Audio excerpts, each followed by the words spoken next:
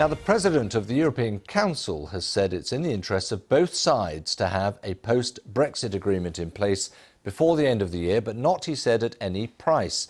The British Prime Minister, Boris Johnson, had set a deadline of today. That's been delayed, at least until the European Council summit comes to an end on Friday. Well, Jacob Kirkegaard is an economist and senior fellow at the German Marshall Fund of the US, and he joins me now from Brussels. Jacob, thanks very much indeed for joining us. We can presumably just put to bed the idea that we've reached the moment of great crescendo and climax, and a decision is going to emerge one way or the other this week. Yes, I think it's going to be, from that perspective, in terms of Brexit clarity, a huge anti-climax. There's no doubt in my mind that the whole thing is going to be postponed for another couple of weeks, probably till early November. Right. And what for you are the biggest, or is the biggest, sticking point? I mean, a lot of the sort of political element of that seems to come round to President Macron and fisheries. Yes, I mean, there's no doubt that we are at the stage where nothing is decided until everything is decided. So we're left with, after what I think has been solid progress on a number of issues, we're left with the three major sticking points, which are, as you mentioned, fisheries, the level playing field, and the broader governance issues of the deal. But again, until everything is decided, nothing is decided. No, and that goes two ways, doesn't it? And perhaps that's the importance of this particular meeting of EU leaders, because they have to settle on an agreed route ahead, just as much as they then have to do a deal with the UK.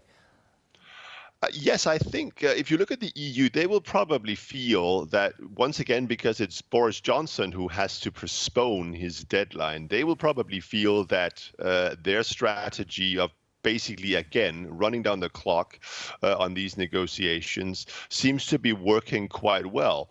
So I don't think you should expect major changes in the mandate for Michel Barnier. I think there'll be unity among the EU leaders, and they will, obviously behind the scenes, signal to the UK that there are movements possible on fisheries and other things. But there's no doubt that they expect the biggest movement to come from the UK side. Right, Jacob, can I just ask you, our Europe editor, Katja Adler, was speaking to one diplomat who likened the UK to a little child that doesn't want to eat its vegetables, and said that perhaps mixing things up to hide the vegetables from the toddler was how we would have to go ahead. I mean, it's incredibly patronising language. Is that the sense, do you think, within the EU about the way in which they have to deal with the UK? Well, there's no doubt that the introduction of the UK internal market bill cost this British government a lot of political capital in Brussels.